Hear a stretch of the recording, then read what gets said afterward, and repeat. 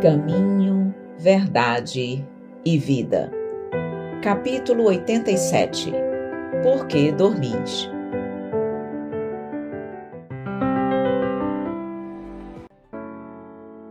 E disse-lhes: Por que estáis dormindo?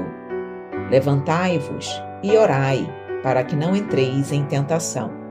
Evangelho de Lucas, capítulo 22, versículo 46.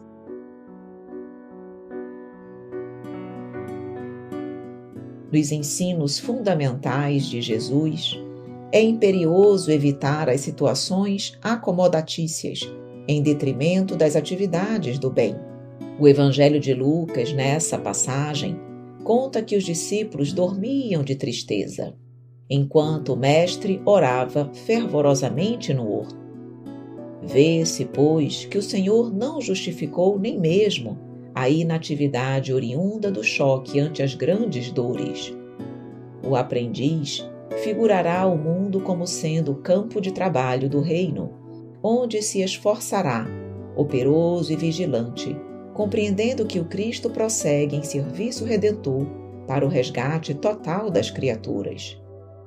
Recordando a prece em Getsêmani, somos obrigados a lembrar que inúmeras comunidades de alicerces cristãos permanecem dormindo nas convivências pessoais, nos mesquinhos interesses, nas vaidades efêmeras.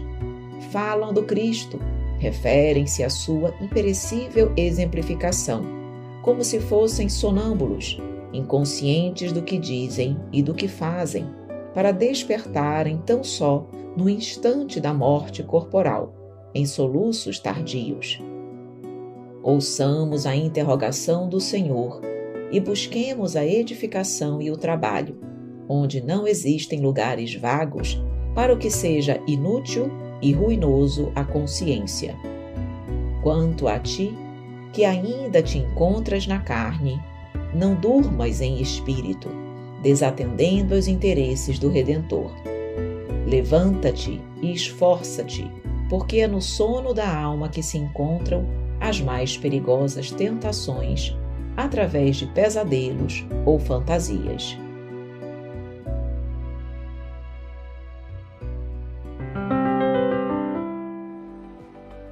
Extremamente relevante são as considerações trazidas pelo benfeitor Emmanuel nessa mensagem, porque assim como os discípulos, nós também, em diversas situações da vida, ficamos em condições acomodatícias.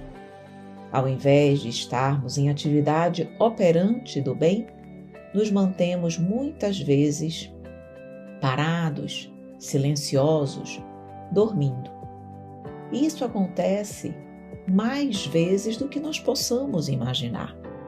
Isso acontece em nosso cotidiano, por exemplo, todas as vezes que nós ficamos desanimados diante das dificuldades da vida, quando elas não se resolvem a contento ou na rapidez que nós almejamos, então vem a frustração, vem o desânimo, vem o desacreditar, vem a falta de fé e vem exatamente essa situação acomodatícia, como chama o benfeitor. Vem então a inatividade, exatamente por conta muitas vezes de uma descrença de que vale a pena lutar, de que vale a pena trabalhar no bem, porque o mal ganhou, porque as dificuldades sempre vencem. É como se nós muitas vezes nos sentíssemos, naquela expressão muito bem conhecida do nosso mundo material, enxugando o gelo, como se nada do que fizéssemos resolvesse ou modificasse a condição ao nosso redor, a nossa vida pessoal, e isso nos traz então esse desânimo. Vejam que a situação dos discípulos é muito semelhante à que nós vivenciamos. Eles aqui dormiam de tristeza, exatamente em função do choque que eles receberam ante as grandes dores que viriam com exatamente o aprisionamento do Senhor e tudo aquilo que aconteceu posteriormente como nós já sabemos. Então, diante de uma notícia negativa, infeliz, que ia exatamente contrariamente àquilo que eles almejavam, eles, em função da tristeza, deixaram-se tombar pelo desânimo, como se eles ali estivessem vencidos. Mas qual foi a postura do mestre? Ele se deixou vencer pelo desânimo, pela tristeza, ou ele continuou orando, confiando, operoso e vigilante, prosseguindo no seu serviço redentor para o resgate de todos nós? Assim como ele, nós devemos lembrar. Nós não podemos ser cristãos que permanecem dormindo nas convivências pessoais e nos nossos interesses pequenos, mesquinhos, nas nossas vaidades efêmeras. Não. O Cristo é o nosso exemplo maior. E assim como Ele, nós estamos a todo momento tendo a oportunidade de manter a oração constante e vigilante com o Senhor, buscando a edificação, o trabalho, e não uma situação inútil, ruinosa, acomodada.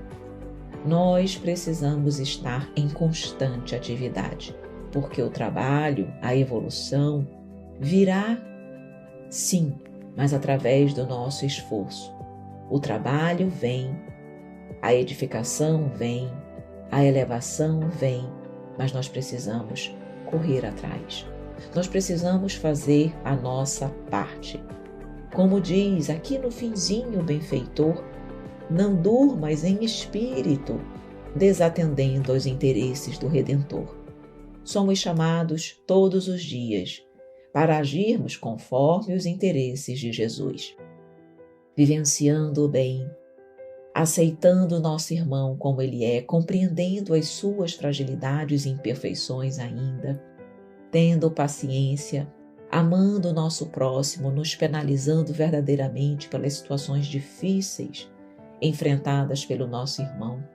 Somos chamados todos os dias a levantarmos da nossa cama, dos nossos problemas, das nossas tristezas, com bom ânimo, com confiança e fé, nos esforçando todos os dias para fazer diferente, para fazer um pouco melhor. Não podemos deixar que a nossa alma fique adormecida. Nós, nesse momento, quando adormecemos a alma, quando deixamos a alma morta, espiritualmente falando, estamos adentrando situações perigosíssimas, porque estamos focando as nossas energias, a nossa vida, nas tentações, no mundo material, nas fantasias ilusórias que a carne nos proporciona. E é esse o caminho que nós queremos seguir? Não. Nós que já temos o conhecimento do Evangelho, o conhecimento da mensagem divina, precisamos levantar-nos, precisamos orar para que não entremos em tentação. Lembremos sempre dessas palavras do Mestre. Por que estais dormindo? Não estamos mais dormindo, não podemos mais permanecer neste sono que nos afasta da nossa verdadeira destinação. Vamos sempre, com força, coragem, fé, perseverança, confiança, trabalhar, acreditar, manter o bom ânimo do nosso espírito e trabalhar no bem. É só o que Jesus nos pede, que vivamos o bem, que façamos o bem, que amemos o nosso próximo e que amemos a Deus. Fazendo isso, nunca estaremos dormindo, mas sempre acordados para o Pai, para o amor, para a vida e para a evolução.